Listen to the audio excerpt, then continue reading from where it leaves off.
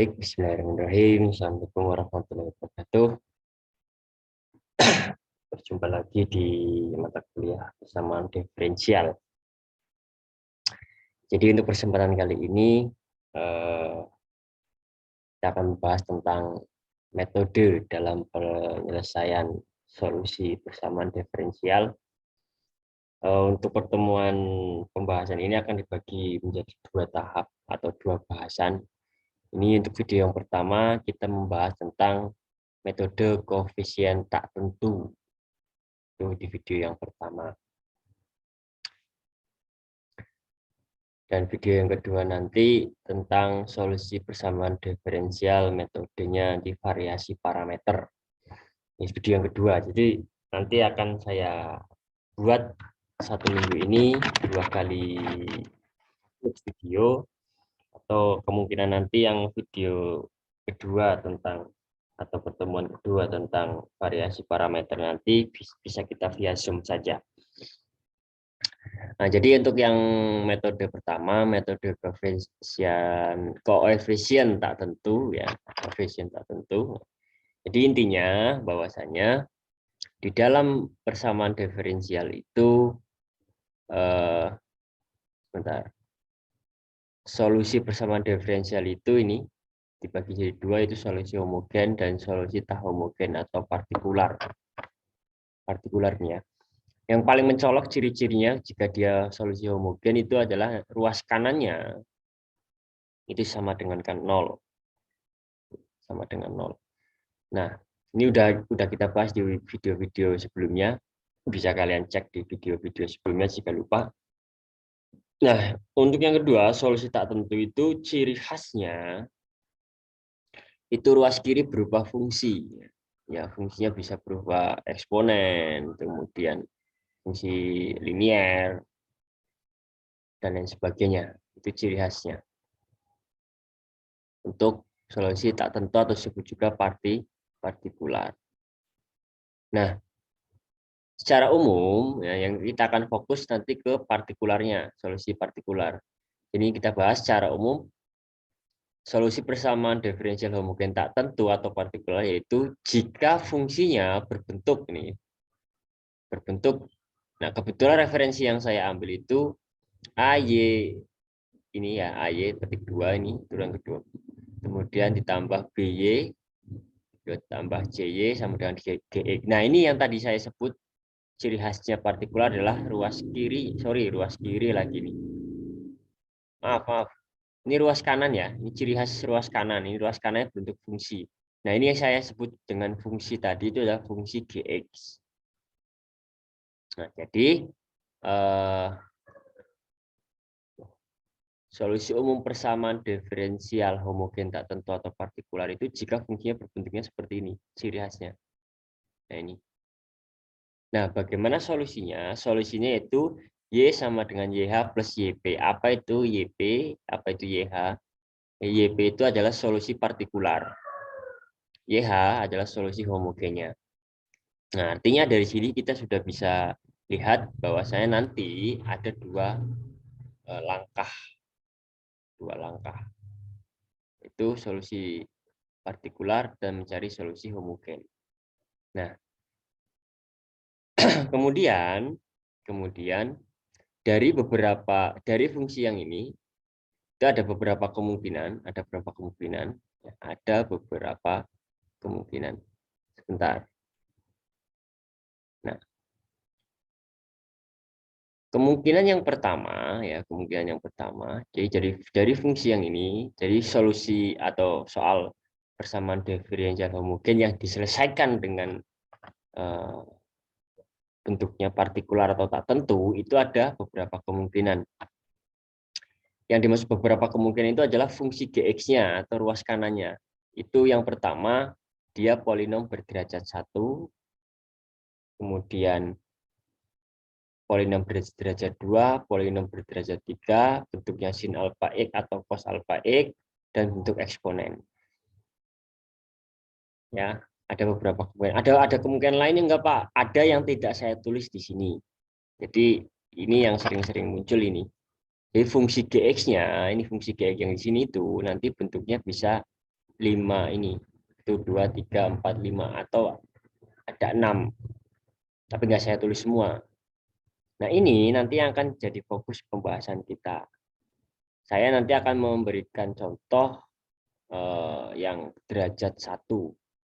Nanti video berikutnya kita bahas soal satu persatu terkait fungsi Gx yang ada pada kemungkinan fungsi Gx yang ada pada penyelesaian PD homogen tak tentu ini. Sekali lagi saya sebelum ke tahap berikutnya, jadi yang akan kita bahas itu adalah metode koefisien tak tentu. Itu merupakan salah satu solusi persamaan diferensial.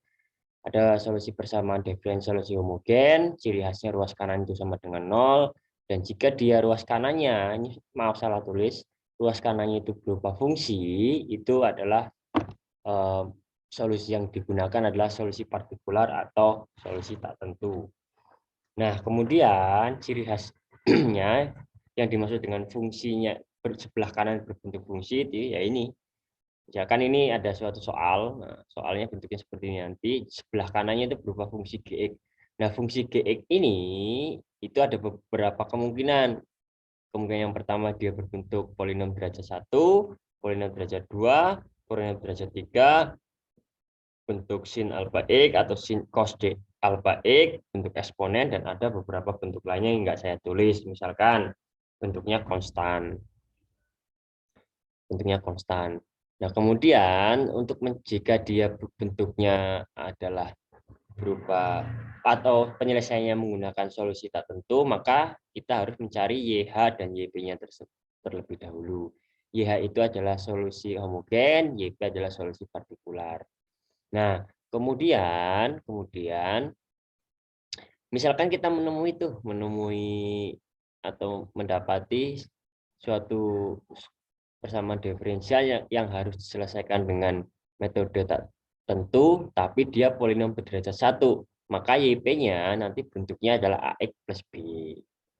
Nah, misalkan yang nggak saya tulis bentuknya konstan, atau fungsi Gx-nya itu bentuknya konstan misalkan. Itu seperti apa? Jadi kalau jika dia bentuknya konstan, ya konstan, misalkan gini, misalkan bentuknya konstan, saya tulis konstan ini konstan ini ya, konstan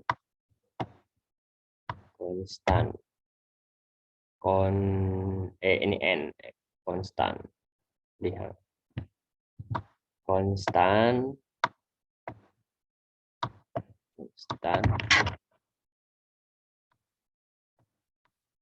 maka YP-nya itu YP-nya itu nanti bentuknya adalah A.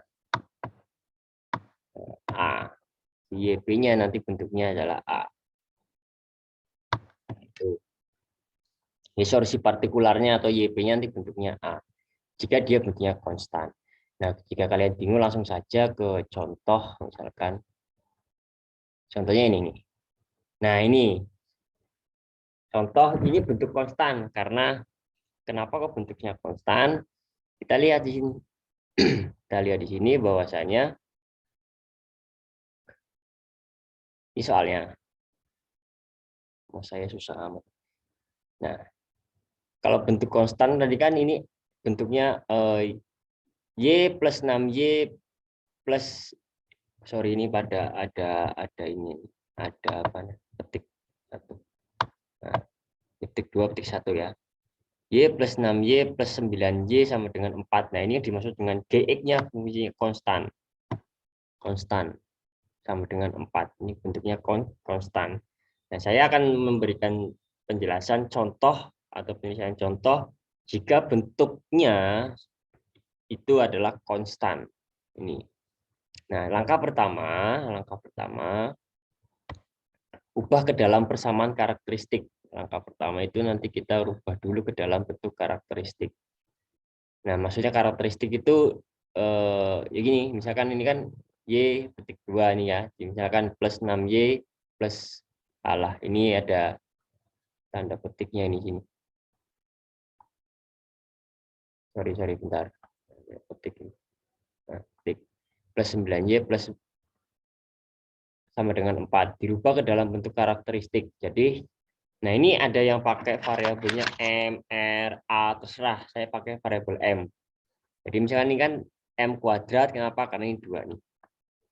Nah, M kuadrat. Kemudian ini ada ketiknya 1, maka M aja. Kemudian ini enggak ada, berarti 9. Ada petiknya berarti 9 sama dengan 0. Nah, 4-nya kita abaikan dulu. Karena kita akan mau merubah karakteristik yang ini.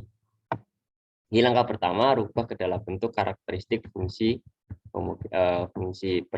persamaan diferensial ini kita rubah dulu ke dalam bentuk karakteristik. Nah, kemudian difaktorkan untuk mencari nilai M. Jika tidak bisa difaktorkan, maka gunakan rumus ini. Jadi ketika ini ya karakteristik ini tidak bisa difaktorkan, maka kalian cari dengan formula ABC. Nah, tujuan memfaktorkan ini adalah untuk mencari nilai M-nya.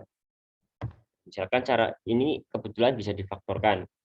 Ini caranya yaitu berapa angka ini kalau memfaktorkannya. Berapa angka ketika dijumlahkan hasilnya 6 dan ketika dikalikan hasilnya 9. Nah, angka itu kan berarti kan 3 sama 3.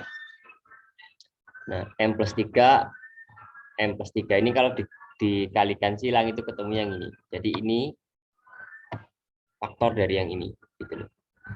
Nah, sama dengan ini. Jadi ketemunya ketika difaktorkan M1-nya sama dengan min 3 dan M2-nya juga sama dengan min 3. Karena ini kalian jangan tanya min 3 dari mana. Kan ini M plus 3 sama dengan 0, maka M-nya kan 3 min 3. Ini M plus 3 sama dengan 0, berarti M-nya kan ini pindah ruas loh. Mesti ada yang bingung nanti. Positif jadi negatif kan gitu. Itu adalah langkah yang pertama, kita mencari bentuk karakteristik untuk mencari nilai M-nya. Kemudian yang kedua, ya, solusi YH. Mencari solusi YH. Nah, ini formulanya nih, formulanya. Nah, karena M1 ketemu min 3, M2 juga min 3, maka dapat tulis YH-nya yaitu C1E pangkat min 3X ditambah C2E min 3X juga. Nah, misalkan M1-nya ketemunya 2 ya, berarti C1E 2X. Misalkan M2-nya ketemunya 4, berarti C2E 4X gitu. Jadi ini formula untuk YH-nya ini. YH, formula YH tinggal kita ganti nilai N di sini. Sebenarnya ini NX. C1E pangkat NX ditambah C2E pangkat NX. N itu ya tergantung dari nilai M yang didapat dari bentuk karakteristik ini. Gitu loh. Ini N-3, ini min 3, M2, C2-nya berarti min 3 juga. Nah, itu langkah kedua. Langkah ketiga, mencari solusi partikular. Mencari solusi partikular tergantung nilai GX-nya. Nah, ini.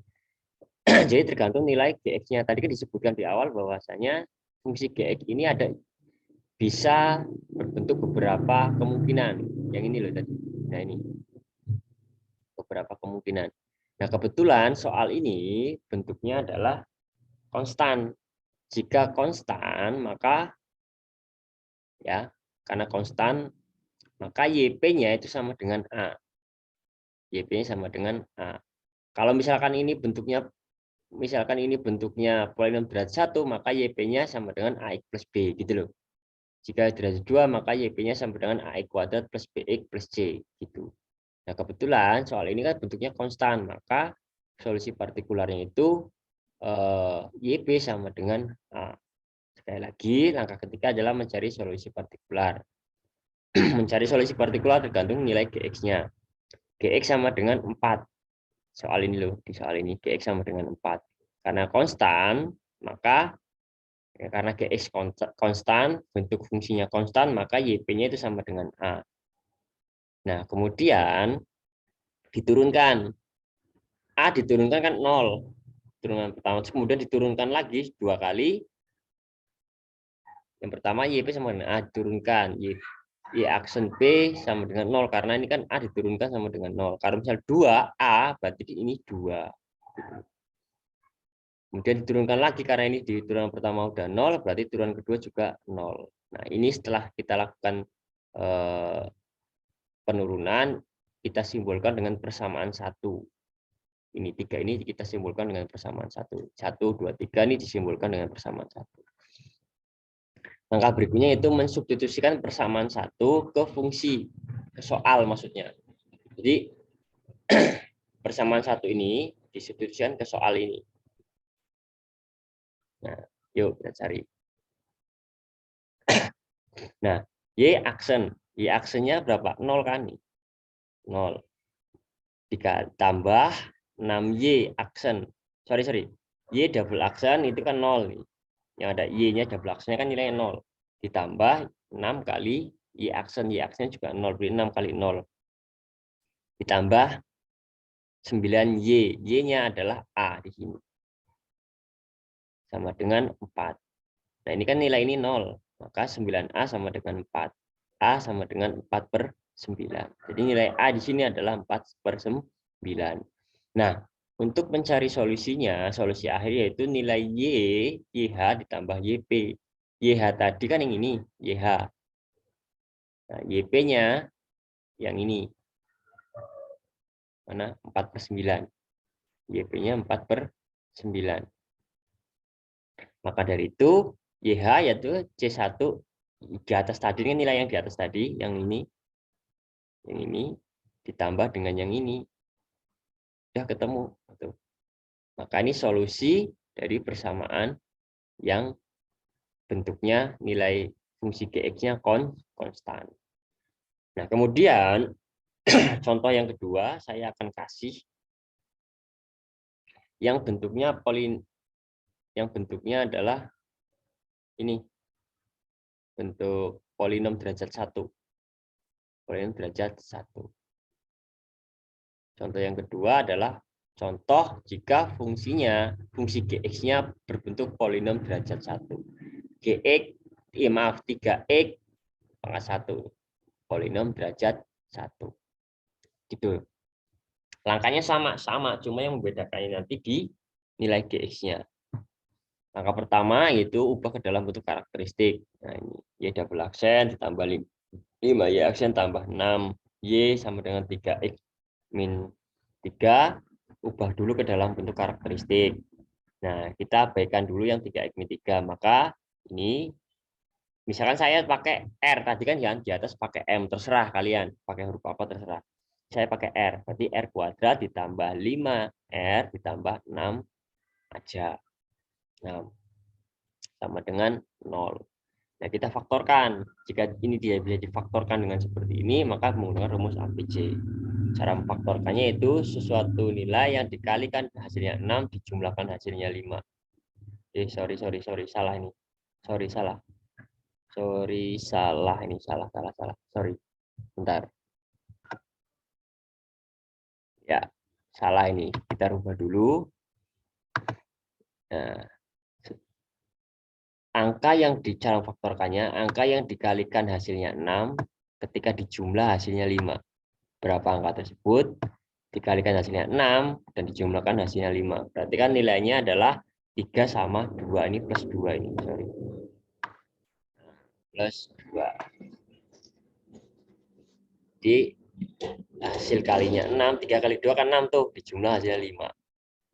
Maka R1-nya itu sama dengan min 3, R2-nya sama dengan ini min 2. Sorry, ini salah. Min 2. Nah, min 2. Maka YH-nya yaitu C1E pangkat min 3X. Ini karena R1-nya min 3. R ditambah C2E pangkat min 2X. Ini min 2. Min 2. 2X. Nah, itu ya. Min 2X. Paham sampai sini ya. Nah, kemudian langkah kedua, mencari solusi partikular. Nah, karena Gx-nya berbentuk 3x min 2 atau polimer derajat 1, maka untuk maka Ini. Karena Gx-nya berbentuk 3x min 3, dan bentuk polinomial derajat 1, maka YP-nya itu bentuknya nanti AX plus B. Nah, berarti YP sama dengan AX plus B. Diturunkan. Karena ada variabel X-nya, diturunkan. AX diturunkan jadi A. B-nya ya 0. Enggak ada variabel X-nya sih. Turunan kedua, A diturunkan sama dengan 0. Nah, langkah ketiga, substitusikan ke soal. Jadi yang ini persamaan ini yang YP, Y aksen sama dengan A, Y ada belakang sama dengan 0 disubstitusikan ke soal. Soalnya kan ini tadi Y ada belakang plus 5, Y aksen plus 6Y sama dengan 3X min 3. Nah, Y aksennya kan nilainya 0 nih. 0. Tambah 5 kali Y aksen 1. Y aksen. Y aksen nilainya A, berarti 5 kali A. Ditambah 6 Y. Y di sini ada YP ini, yaitu AX plus B. AX plus B sama dengan 3X min 3. Ini 0 hilang, nanti 5A ditambah 6AX. Ini disubstitusikan ke dalam 6 kali AX, yaitu 6AX, 6 kali B plus 6B, sama dengan 3X min 3. Nah, kita kelompokkan yang punya variabel X dan yang nggak punya variabel X. Ini nggak punya variabel X, ini nggak punya variabel X. Maka 5A plus 6B ditambah 6AX sama dengan 3X min 3. Nah, kemudian di sini dipilah yang nggak punya variabel X disamadengankan dengan yang nggak punya variabel X. Ya. 5A plus 6B, 5A plus 6B sama dengan min 3 ini, min 3, sorry. Min 3. Ini min 3. Min 3. Nah, kemudian 6AX ini sama dengan 3X. Karena dia sama-sama punya X. Gitu.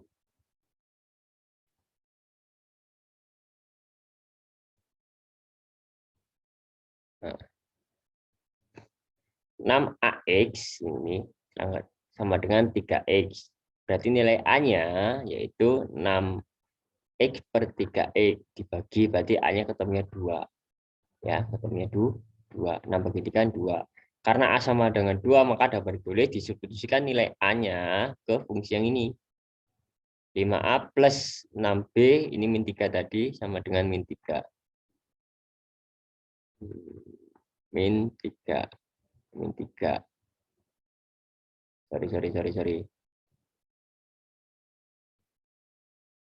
Nah, min 3. Nah, maka A-nya kan 2 tuh, 5 kali 2 ditambah 6B sama dengan min 3. Min 3 ini, sorry. 10 ditambah 5 kali 2 10 ditambah 6B sama dengan min 3. 6B sama dengan min 3 dikurang min 10. Berarti ini ketemunya bukan 7 per 6. Berarti 13 per 6. Saya salah tulis. Ini salah ya. Ini salah. Nilainya adalah min 13. Maka nilai B-nya adalah min 13. Ini salah. Min 13 per 6. Per 6. Nah, karena sudah ketemu, maka langkah selanjutnya adalah nah, ini ya.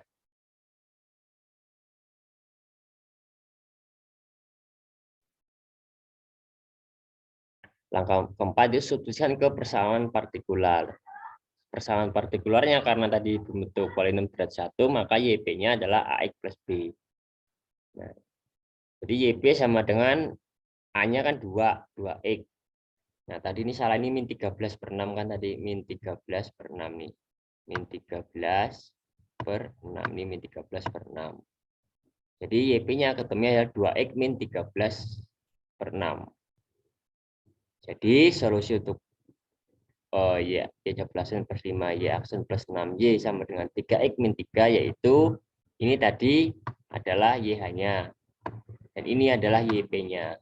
Min 13 per 6 ya. Min 13 per 6. Nah, gampang kan? Gampang. Jika ada pertanyaan, silakan ditanyakan.